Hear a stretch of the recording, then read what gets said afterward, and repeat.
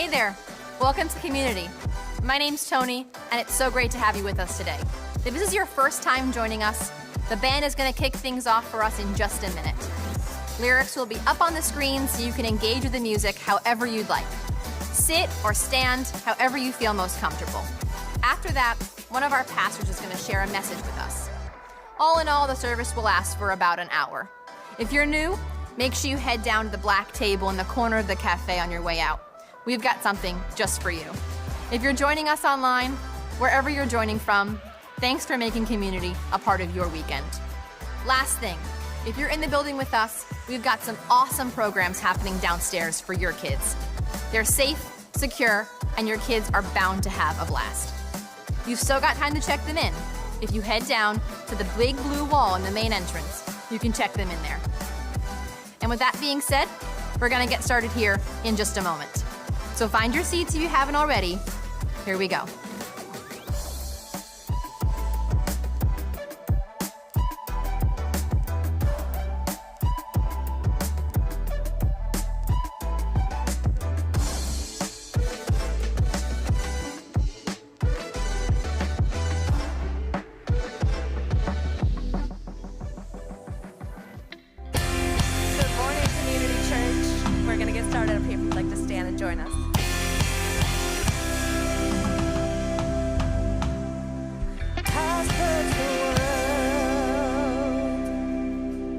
But it couldn't fill me.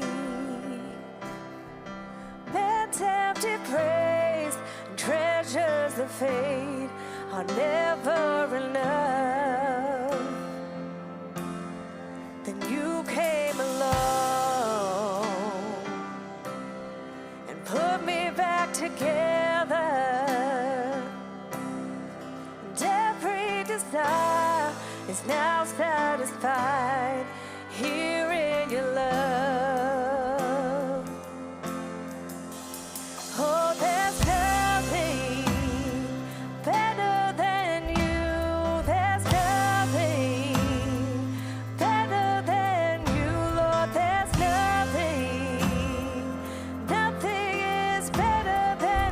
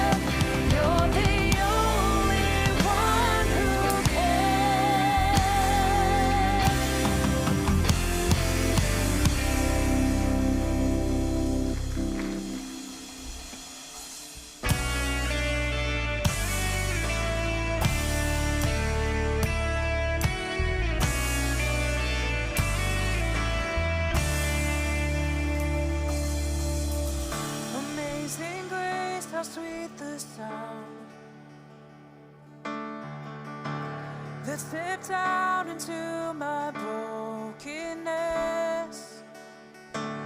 Once I was lost, but now I'm found. Heaven has come to make us whole again.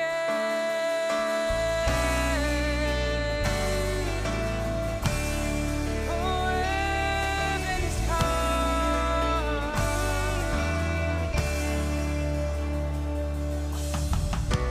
Greater love is none than this. Mercy poured out from eternity. Jesus, the Son of God, came.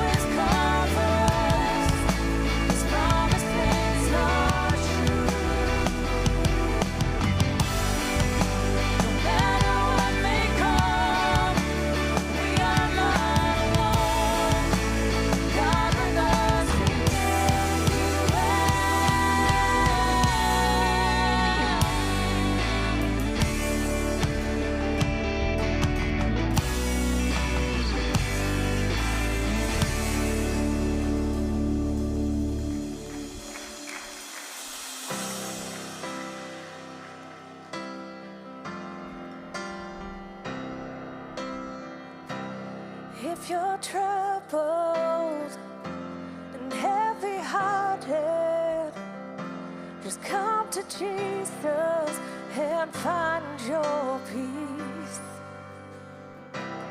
If you're run down, empty-handed, just come to Jesus and find your strength.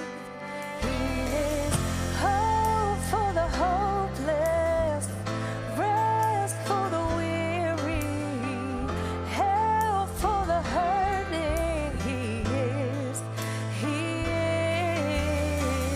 mending the broken, bearing the burdens, all that you're needing. He is. If you're wandering in the darkness, just come to Jesus and find your way. If you want freedom and need forgiveness, just come to Jesus and find His grace. He is hope for the hopeless, rest for the weary, help for the hurting. He is mending the broken, bearing the burdens, all that you're needing. He is Comforter, Counselor, Prince of Peace, Author and Maker of everything, Defender, Deliverer, King of Kings. He is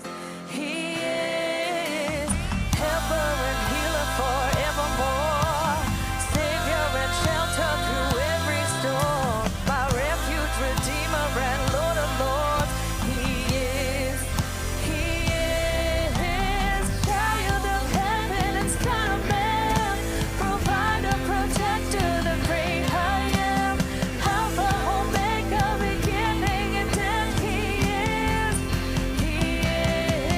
is hope for the hopeless, rest for the weary, help for the hurting. He is mending the broken, bearing the burdens, all that you're needing. He is all that you're needing. He is. Thank you for singing with us. You can have a seat. Hey everyone, I'm John. And I am Tom. Welcome. Thanks for the nice welcome. That was nice. Somewhere in that area. It's great to be together again. Must be Yankee fans. Oh, okay. Because you're excited, you're chipper. That's all. No shade. There's an inherent claim there that if they're like Mets fans, then it's just sadness. Maybe not as good of a mood. Okay. Just saying. We are digging ourselves into a hole. Anyway, it's great to be together again. John and I are going to mention a whole bunch of things that you can also find if you missed anything on our Connect page. You can get there by going to communitychurch.net/connect, or you can use the QR code found on the seat back in front of you, or if you're watching from afar on the screen down in the corner, there's a QR code scan that'll take you right to our Connect page, which is like the landing for all the things we're going to mention and a few more things. And on that Connect page, you can also find something called the Connect form. If you're here for the first time, you're visiting with us, we have a gift for you. We'd love to give to you. If you fill out that Connect form on the Connect page, we'll send you a gift digitally, or if you prefer, after the service downstairs in the cafe, there's a table that has a banner that says, I'm new. If you go there and talk to one of our hosts, fill out the form there in person, we'll give you a gift just for doing that. And by filling out the Connect form, you'll stay updated on all that's going on here at Community Church. Over the last few weeks, we've celebrated a few times just how community continues to grow. We had an amazing Easter, and as much as we celebrate the fact that it's continuing to grow here, everything, we do want to remind everybody how important it is that we're intentional about getting and staying connected. we've found over the years that spiritual growth happens most effectively and most often when we're in relationship with each other. And that's why we have community groups. So if you've been wondering what the next step is for you in your faith journey, a community group would be a great step because it's going to help you connect with other people and also help you go further in your faith. We got a 6-week session coming up, and you can start to register for that tomorrow at 7 p.m. Space is limited, and so you don't want to leave it too long because we hope to see you in a community group soon. Very good. Yeah, so tonight we have an event coming up called Start Party. It's happening at 6 p.m. All right, Start Party fans. So Start Party is the event to go to if you're here and you're like, I'm not sure what else to do besides attending a service.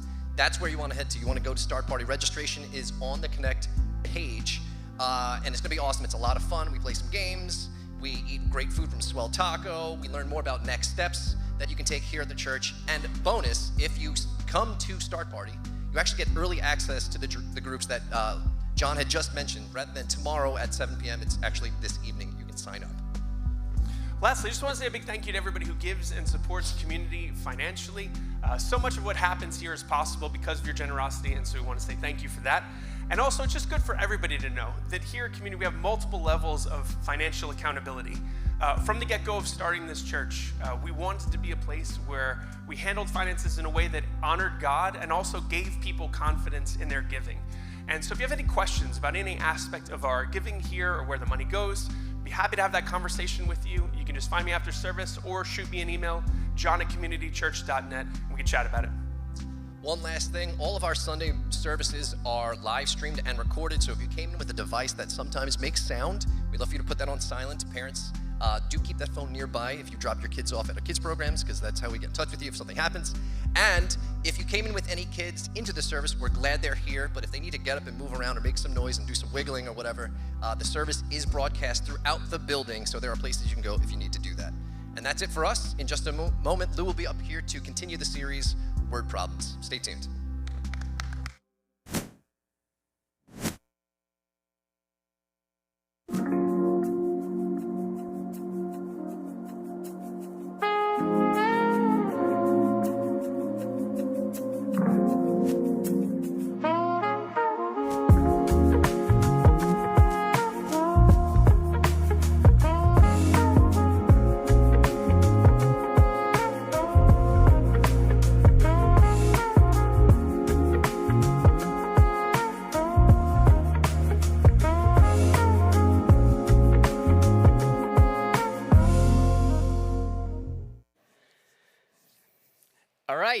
Well, it's great to be together again. If this is your first time with us, I'm so glad that you're here. If you're joining us online, I'm so glad that you're doing that. This is the part of the service where we look at something that Jesus said or something he taught or something he believed, and we talk about how it applies to our lives. We are in the second part of a series called Word Problems.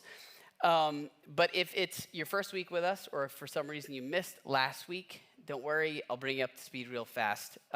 We are talking about the problems that come with words, how to avoid problems that come with words, and how to solve problems that come with words. Here's where we started last week. We started out with this little nugget of delusion here. It's the idea that sticks and stones may break my bones, but words will never hurt me. Yes, they will. They will hurt you, and they have hurt you, I'm sure. We've all got our stories about the harm that words have caused us. Words are a lot more powerful than sticks and stones, right? In fact, something that Jesus believed, Jesus would have grown up listening to or reading the teaching of a guy named Solomon, who's known as one of the wisest men ever. He said this about words. He said, the tongue has the power, words have the power of life and death. And while he can't be talking in a literal sense about dying because of something that you say that has happened before, I'm sure, he's talking really about quality of life. And you know this, I know this, right? We've all got things that people have said to us that have brought life to us.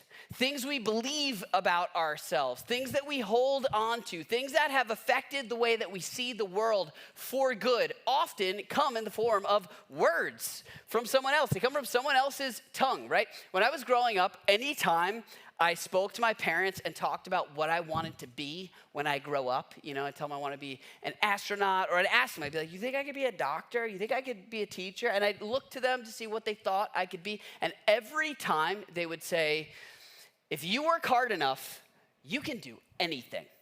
And I remember hearing that as a little boy and hearing it over and over and over again. And it really did shape me. When I thought about what I wanted to be, I would think about what work is that going to involve? It helped to shape me. It spoke life into me. And I'm sure you have stories like that. You also probably have stories, though, of people that have said things to you, that have sat with you and eaten you alive. Like they've eaten you from the inside out. They've caused a sense of death within you. And maybe, unfortunately, the reality is that has been something that maybe it hasn't shaped you, but maybe you've had to deal with it. And it's because someone didn't understand the power that their words had, didn't understand the weight of their words. And so if that's true, then in the moments before we speak, the moments before we speak are moments of disproportionate influence, meaning they are moments that are more important than other moments because they have the power. What happens during those moments has the power to result in life or death. The moments we're talking about are moments that are represented by this guy right here. This thing, you know that? I showed you that last week. We've all felt the anxiety of being on the other end of that, especially when it appears and then disappears. And it's like, oh no, what are they going to say, right? They're having second thoughts about what they were going to message. And it pops up, it goes, right? This is what's happening. There's an answer. There are words brewing. And whether this is happening on your screen or in your mind, these are moments of disproportionate influence because they result in what may be life or death, something that gives life or death to the person on the other side of the bubble. We're talking about the moments between message received and message replied. And so last week we talked about the importance of using our words to build others up and not tear them down. And if you're like me, the first time you hear that, you're like, okay, so the idea is be nice. If you don't have anything nice to say, don't say it. But the idea was actually, it's so much more profound than that. With the words that the Apostle Paul uses, there's this idea of potential, of what someone was made to be, and how our words can help people become that, or they can take away from the progress toward that.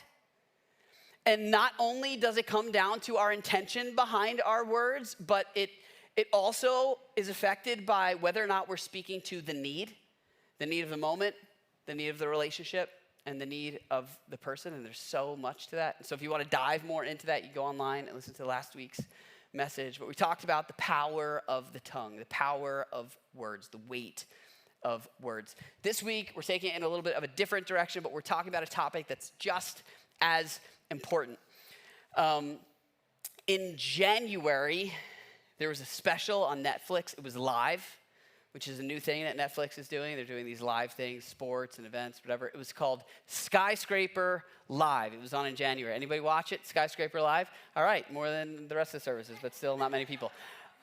So there's this guy who was a rock climber, and he climbed Taipei 101, which is one of the biggest buildings in the world. He climbed it, and they streamed it live. You got to see his every move up this building. But the thing about it that made it so intense, the reason it was streamed live on Netflix, is because he climbed with no rope or harness. You're not one of these. And so even just talking about it, my palms get sweaty, my feet sweat inside my shoes. It's just you're watching this person take one step, and one wrong move, and it's over. It's over. So it was incredibly entertaining. I'll spoil it for you. He makes it to the top. His name is Alex Honnold. He does this with mountains. He did it with the building. It's pretty cool. He's climbing with no harness. Now, while that's really impressive, and it was cool to watch on Netflix, you can still watch it if you want. To be frank, I don't recommend climbing without a harness, right? It's called free soloing, and I think it's a pretty bad idea because one slip and it's over. You make one mistake and it's the end of your life, right? The harness, it's not very sexy. It's not exciting. When someone climbs a mountain, no one's ever asking about the harness. Oh, what kind of harness? What did they use? Like no one, it's never the center of attention. But the harness is the difference between a misstep and your last step, right?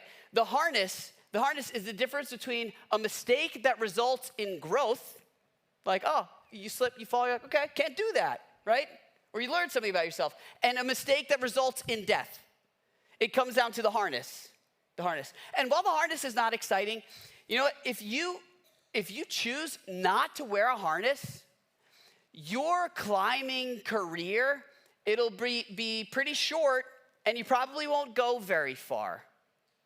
There won't be much to it because you'll be afraid to try things. But if you wear a harness, you'll do things you wouldn't otherwise do.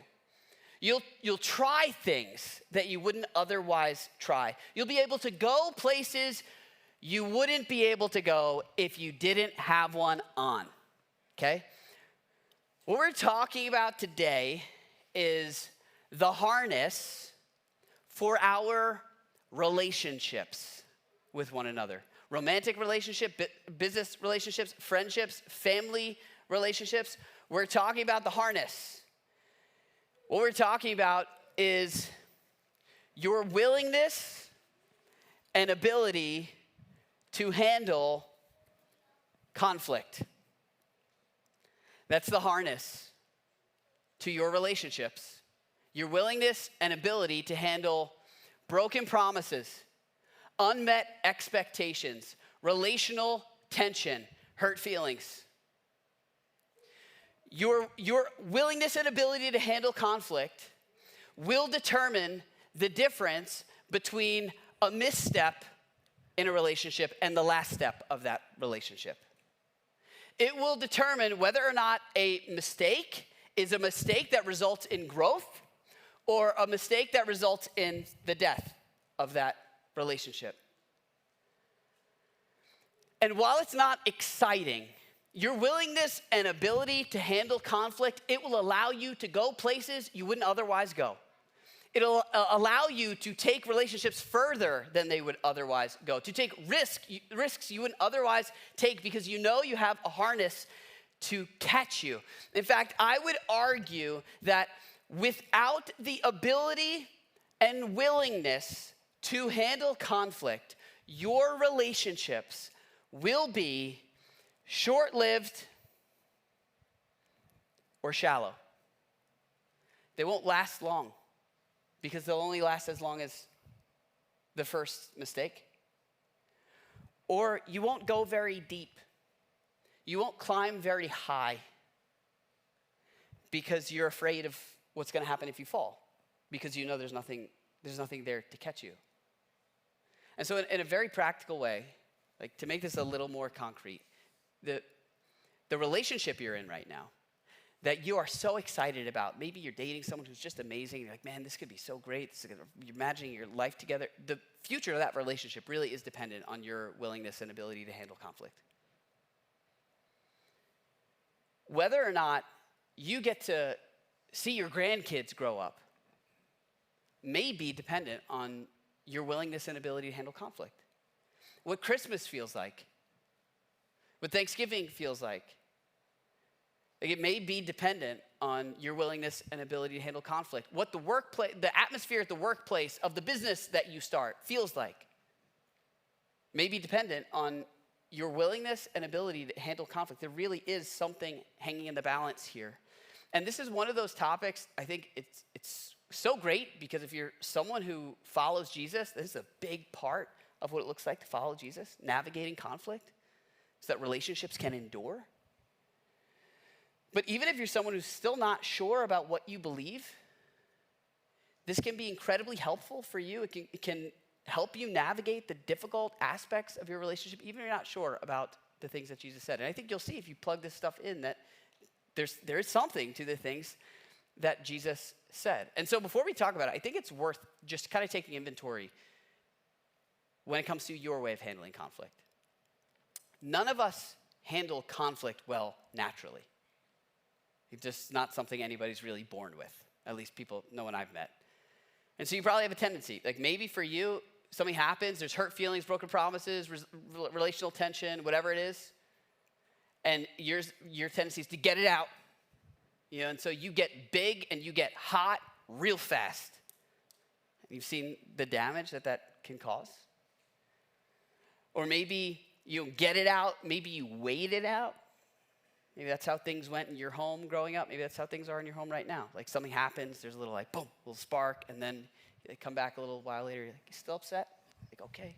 You like try a little while later. Is this blown over yet? They say time heals all wounds, and that's true. If all the wounds you're talking about are like surface level wounds to your skin, time will take care of those. Time and a little bit of like Neosporin. But when it comes to relationship, time does not heal those wounds. Or maybe you don't get it out or wait it out. Maybe you keep it in and you like push it down, eat it, swallow it, bury it until it all comes up. You can't take it anymore. Or maybe it doesn't all come up, but maybe you just move out. Like it becomes so much, eventually there's just distance between you and that person because you're just tired of it. And maybe you make it a spiritual thing and you're like, I've forgiven them. But really you've just buried it and they don't even know what they've done because it's never come up. Conflict is not something any of us handle well naturally. But fortunately, Jesus had a lot to say about conflict. And so we did a series a little while ago called The Good Life, where we looked at the Sermon on the Mount. It's a whole collection of teachings about what it looked like to live the good life. In that passage, Jesus emphasizes the value of people, the value of relationships. And there's a little section in there on conflict. We actually skipped it, but now we're coming back to it. And he talks about how to handle it. If we really value people, how we handle conflict. And here's what he says. It's pretty extreme. He says, therefore, in light of valuing people and everything he's just said, if you're offering your gift at the altar, okay, now let's paint a picture here. Maybe you picture someone kind of like stopping by the church to light a candle or say a prayer or do a quick thing, right? You're going to do something spiritual. This is not a small thing. What he's saying is if you're getting ready to do a big, profound, elaborate expression of your religious devotion, right? For them to offer a gift at the altar, it was pricey, would have cost them a lot financially, but also it could have cost them hours to get to where you would offer something. For some of them, they'd have to travel for days to offer a gift at the altar. And he's like, so if you've just gone through this incredible journey to go express your devotion to God, he's speaking to a religious crowd here. He's like, and you get there and you're like, finally, you made it to the front of the line. You've made it through the whole thing. You get to the front and there you remember your brother or sister, someone in your community has something against you. He doesn't say, put it to the top of your to-do list. He doesn't say, really try to get to it when you get a chance. Like when you get back, schedule a discussion. He says, leave your gift there. Leave your baggage unattended. And there in front of the altar, first go and be reconciled. First go and be reconciled. Then come and offer your gift. The idea here, what he's saying is this would have been jarring for people. He's like, God can wait. God can wait. The crowd he's speaking to is a lot like us today, right? We've got a tendency to compartmentalize. And so I got my like religious life over here, do the church stuff. Then I've got like relational life over here. According to Jesus, and through all of his teachings, what you'll see is that the spiritual is expressed in the relational. Like you can't separate the two. What he's saying is you need to make it a priority. If there's an issue between someone, he's like, make it a priority. God can wait. Or we could say, like, this isn't right. The vertical relationship isn't right if the horizontal relationship isn't right. I've got kids. They're 9 and 11 years old. And every once in a while, they get into an argument, like every couple of hours. Just kidding. When things aren't right with them, when they're going at it, things aren't right with me and them. We're not going out for ice cream when they're in the middle of an argument. It matters to me because I care about them. I'm invested in them. And this is the idea here. He's like, make it a priority. Followers of Jesus prioritize fighting for their relationships. They have the difficult conversations. His followers, people that we call disciples, they came from all different backgrounds. They had different beliefs, different ways of approaching the government. Some people were for the government. Some people are anti-government. Some people wanted people in government to be killed. Like they were all over the place, all different socioeconomic backgrounds, and they came together. And you know what? They fought a lot, but they fought for peace. And they figured out how to make it work. This became a distinguishing mark of followers of Jesus. They just didn't quit on one another. They fought for their relationships. And so he's like, this is part of the package. If you're on Team Jesus, this is part of the package. We fight for one another. We fight for the relationship. We have the difficult conversation. And then he goes on a few chapters later and he lays out a process. Like maybe you hear this and you're like, okay, I get it, fine, it's a priority, but I'm afraid of the actual thing. Like I feel like if I address it, it'll make it worse. Maybe I should just wait on it a little bit and see if it blows over, see what happens. He lays out a process here. And here's what he says. This is in chapter 18. It's a few chapters later. He says, if your brother or sister, someone in your community, if they sin, other translations say if they sin against you, if someone's hurt you, right? Go and point out their fault just between the two of you. Tell them about it. He goes on. He says, if they listen to you, you've won them over. Like, great, you have won the relationship. Mission accomplished. But doesn't always go super well. So if they don't listen, then take one or two others along, so that every matter may be established by the testimony of 2 or 3 witnesses. He's quoting from their Bibles. It's like, okay, if they don't listen, bring someone along. Here's where it gets interesting, okay? He says, they still don't listen. They still refuse to listen. Tell it to the church. And then, if they refuse to listen, even to the church, treat them as you would a pagan or tax collector. That's how he says you solve your problems. Like, there you go. Make it a priority, value people. Like, if you're like me, I read this, okay?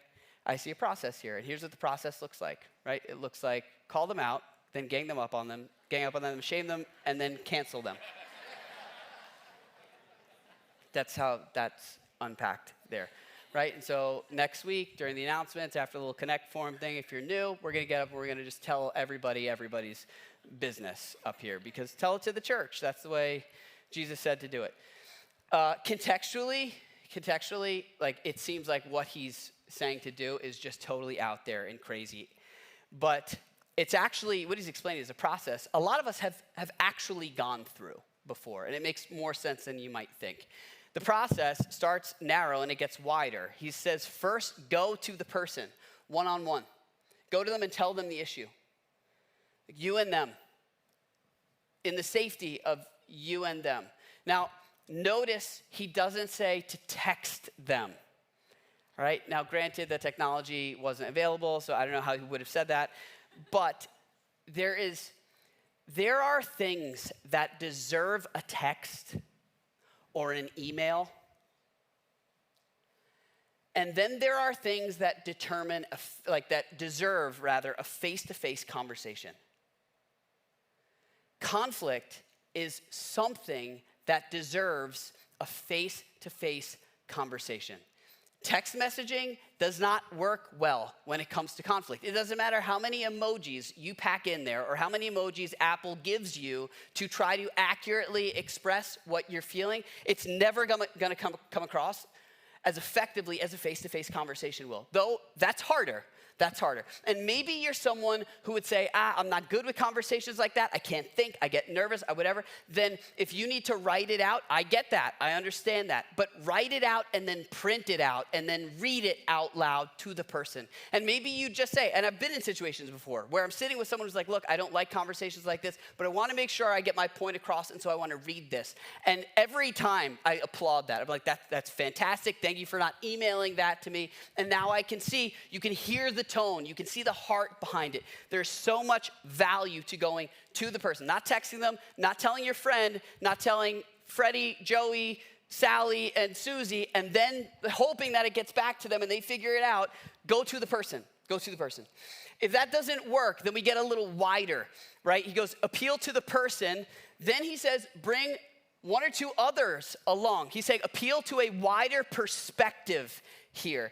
This makes a lot of sense. If you have ever met with a counselor or a mediator, this would fall under that category. You're bringing in an objective third party. And you know what's great about this? If you really get an objective third party, not someone who's just going to support your case, but someone who's actually trying to help you be reconciled, often you find out you may be at fault a little bit, like maybe just even a tiny bit. You may learn something from an objective third party here. This literally, I just did this with someone in my life about 2 weeks ago. There was an issue, we were having trouble seeing eye to eye, and the two of us went to a trusted mentor who was a little further down the road than we were in our lives and just said, hey, like the house doesn't have to be on fire to get advice from people you trust. And so we were like, can you help us kind of sort through this and navigate through this? And it was a really, really helpful conversation. This is something that if this doesn't work, then you go to that. And it doesn't have to be a last resort. It can be really helpful. Now, I'm speaking subjectively here, but in my experience, younger generations tend to be more open to this than older generations. But that doesn't mean it's any less helpful for older generations. You know, sometimes if you've been in a relationship for a really, really long time, there's this like, well, we handle our own issues, it's not anybody else's business, and we're fine. But you still got the same issues. And it might be worth going to someone who's not going to spill your beans to everyone, but someone you trust, someone who could be an objective third party. This is extremely valuable. And so if that doesn't work, then he goes a little wider, right? This is where he says, tell it to the church. He's not saying loop it into the announcements after you welcome the new people. He's saying, you're appealing to shared principles now. The church back then, it wasn't set up like this. He's talking about a group of people who all believe the same thing. He's saying, all right, you appeal to a third party perspective. Now you're appealing to an authority both of you have like subscribed to. You're appealing to a party that both of you are on board with. And so then he says, if that doesn't work, then you treat them like a pagan or tax collector. He's not saying then you insult them and cut them out of your lives. He's saying what you might need to do is reevaluate how you've understood them. Maybe you were functioning as if you were both operating under the same principles. And if they're not open to that, maybe they're not operating under the same principles. And so you treat them, you change your approach. You don't cut them out, but you change your approach because you're not operating under shared values, all right? So I'll give you an example.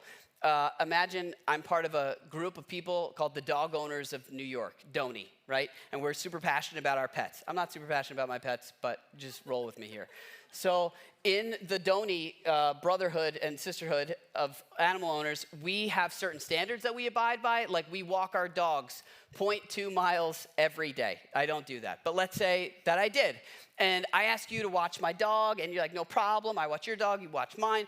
You take care of my dog. When I come back from my trip, I find out you did not walk my dog 0.2 miles. You walked him 1.1 miles. And so now we have some unmet expectations here. Like, what's the deal? My dog's gonna suffer from hip dysplasia and inactivity. So I go to you and I'm like, hey, you know, I thought we were gonna do 0.2 miles. And you're like, no, sorry, I just did 0.1. And so then I go get another member of the DONY fellowship and we talk to you and we're like, really, this was supposed to be 0.2 miles, but you're sticking with the 0.1 mile thing. You're like, yeah, I still don't care. Then I would appeal to the manual where I'd be like, look, see, in this with all the research and we're all on board with these, like the DONY manual, this is what it says that dogs need. And so, and if you're like, yeah, I still don't care about that, then what he's saying is, hold on a second, maybe you assume this person is a DONY person, but maybe they're not. Maybe they never agreed to abide by the values that you abide by. And he's like, oh, so you got to change your approach then. Or maybe you just don't get upset about that because you realize you weren't functioning under the same assumptions. And so it's pretty practical. He's not saying cut them out. He's saying change your approach. Now, there's two exceptions to this. Okay, there's two clarifiers, I think, two important caveats. One, right, if you look at these three right here, yes, Jesus is saying to make it a priority to be reconciled with people, But if you're in a situation where you're in danger, where someone's hurt you, if you look at the way he explains everything, he never tells you to be alone with that person again.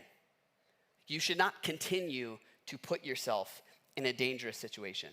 And sometimes part of reconciliation is agreeing on a boundary that will not allow you to be in a dangerous situation again. Like he's not saying to put yourself in danger under the umbrella of forgiveness, right? You can forgive and still stay at a distance safely. Secondly, the Apostle Paul says years later in one of his letters to an established church, he says, as much as it depends on you, live at peace with other people. Meaning, do everything you can to get this right. Fight for the relationship. But sometimes it's gonna be out of your control. Sometimes the people on the other side are just gonna be like, I'm sorry, I'm done. And they'll cut off communication and you won't be able to do anything.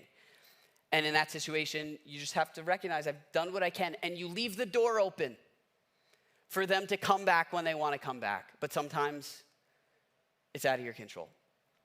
Now, in my experience, I could be totally wrong about this, but in my experience, 90% of the issues that we have, the conflict that we have, the hurt feelings, the broken promises, the unmet expectations of relational tension, 90% of the time it can be solved in step one, with the person, going to them.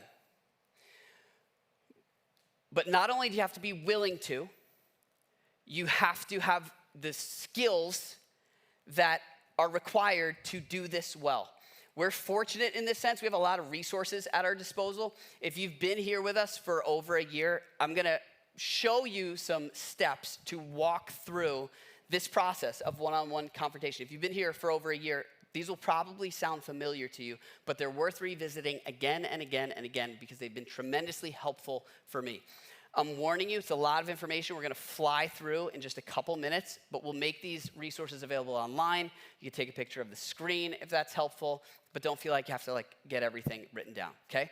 So we're gonna have a one-on-one confrontation here. Step one, there's a broken promise, there's hurt feelings. Step one, before anything happens, check your motive. This is pre-game. This is before the discussion. Check your motive. There's really one correct answer for what the motive should be here. If your motive is anything other than reconciliation, meaning the goal of the confrontation is to make peace, the rest of the steps won't work. Meaning, if your goal is to get it off your chest, it's not gonna work. If your goal is to put them in their place, it's not gonna work. If your goal is retribution and not reconciliation, it's not gonna work.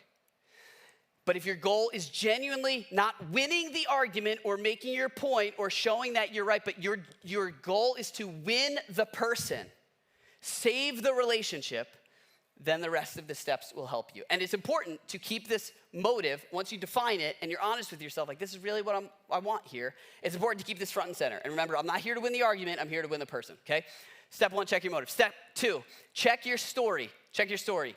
Every time something happens in life, we naturally fill in the gaps to make sense of the situation, right? We assign motives to certain things. Not intentionally, we just do it naturally, right? If somebody flies by you on the highway, you probably have a picture of the kind of person that's driving that car and why they're going so fast before anything happens. It's not natural to withhold judgment. And so the idea is to stop and think about how you've interpreted what happens and recognize that it may not be an accurate representation of the truth, right? If you're familiar with Brené Brown, she's a popular researcher, author, psychologist. She calls the first story your BS first draft, okay? If you don't know what BS is, ask somebody. But the point is, most of the time, your first interpretation of a hurtful or difficult event is often not the correct interpretation. So we'll have a running example here. Imagine Sunday night, my wife Allie and I have a conversation. I'm like, hey, Wednesday night, I'm cooking dinner, okay? So this is Sunday. Wednesday, I'm cooking dinner. I'm gonna make eggs, because that's really all I know how to make, egg cereal, and peanut butter and jelly. And we're gonna have bacon, breakfast for dinner. I got it, I'm so excited. I'm thinking about it all week long. So Wednesday comes around, it's 5 o'clock, she pulls up with the kids, they're done with their school stuff or whatever, they get inside the house, they smell like French fries and they've all had Happy Meals and no one's hungry and I'm left with all these eggs to myself.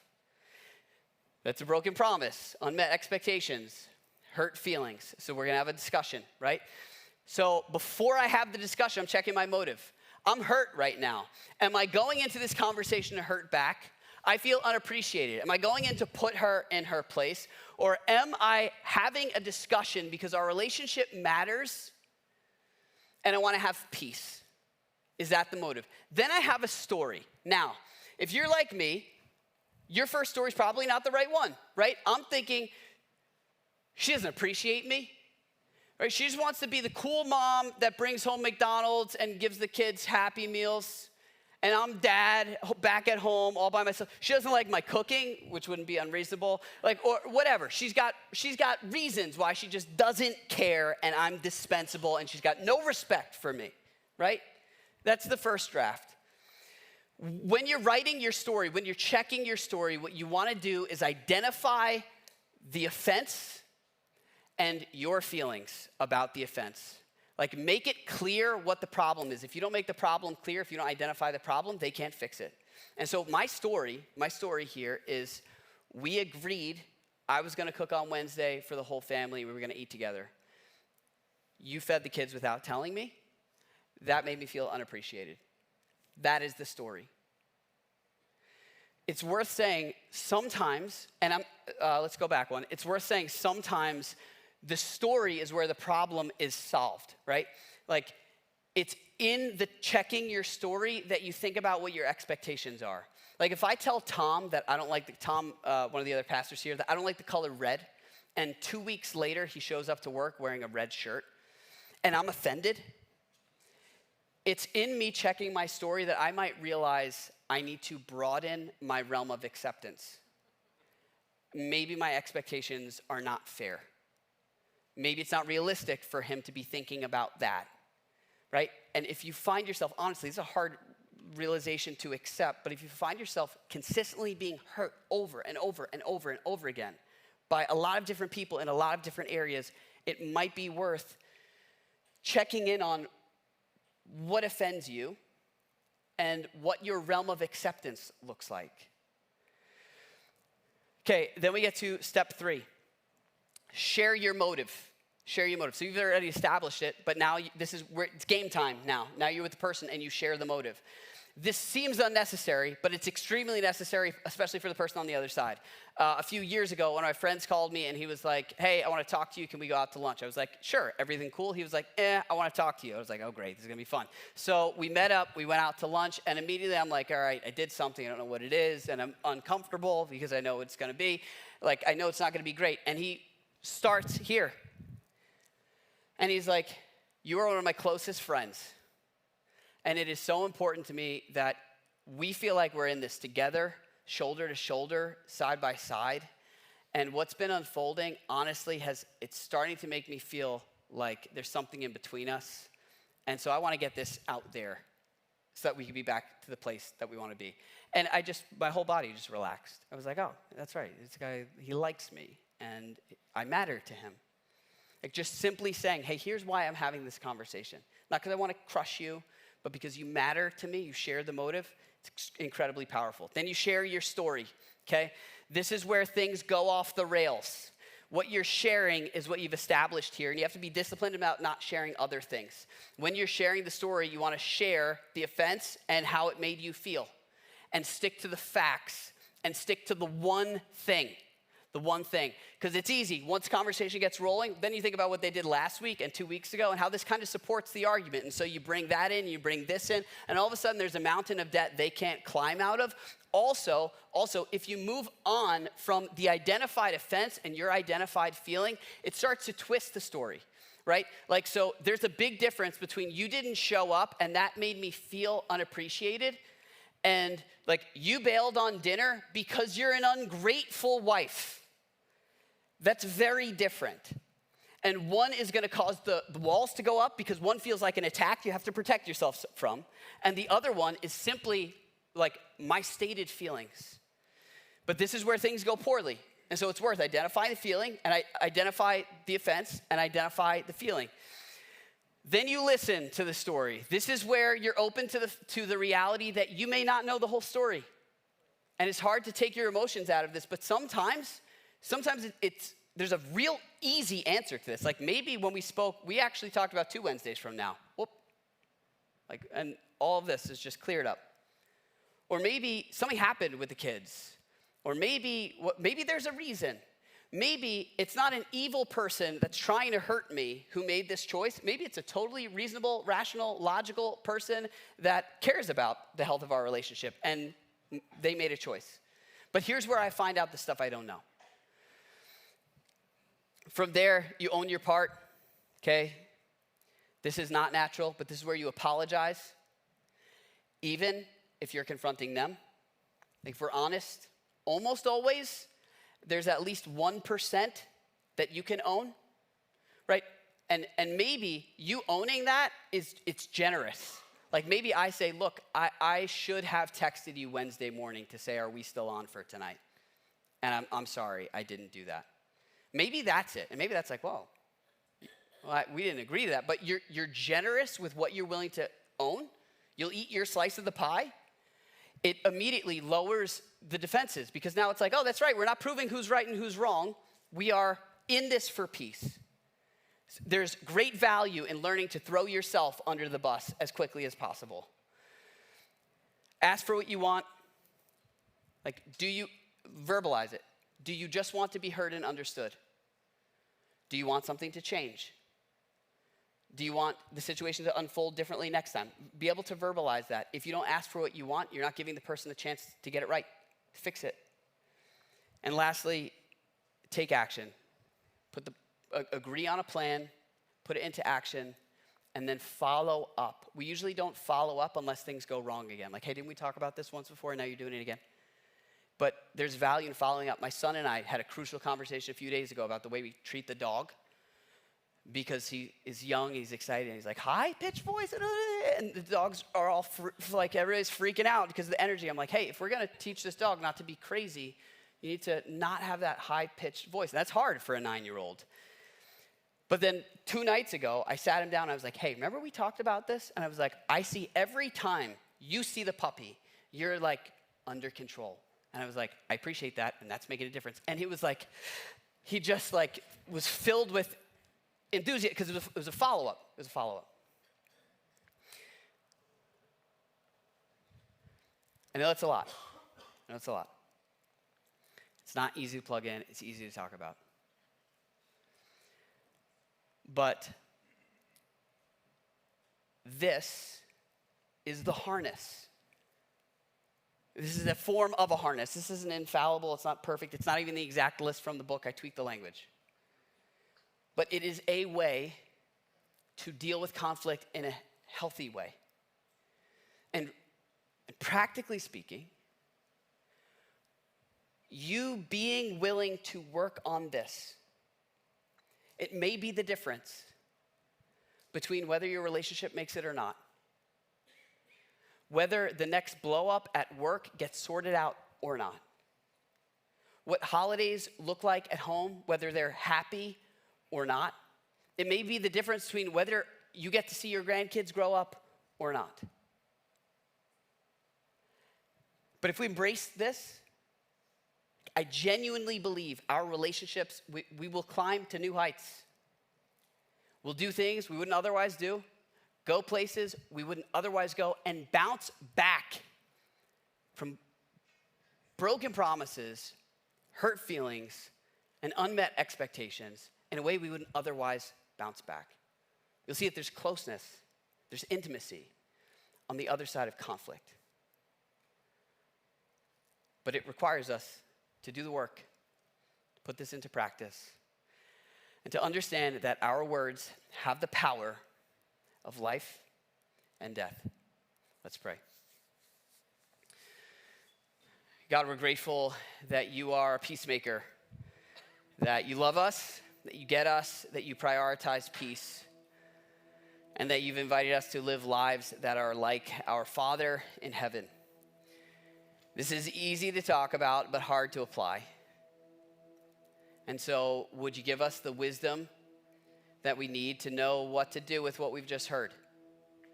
Would you bring the people to mind in our lives that need us to get this? Would you bring those people to our minds? And in the moment of conflict, would you bring these things to mind?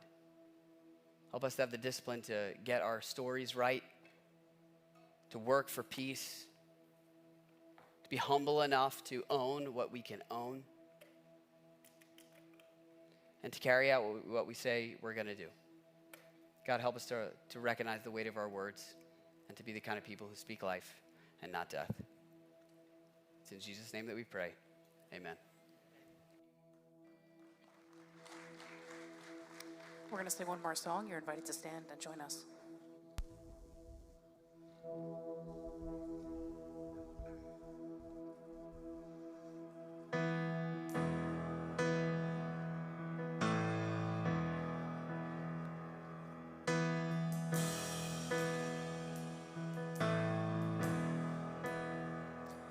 If you curse me, then I will bless you. If you hurt me, I will forgive. And if you hate me, then I will love you. I choose the Jesus way.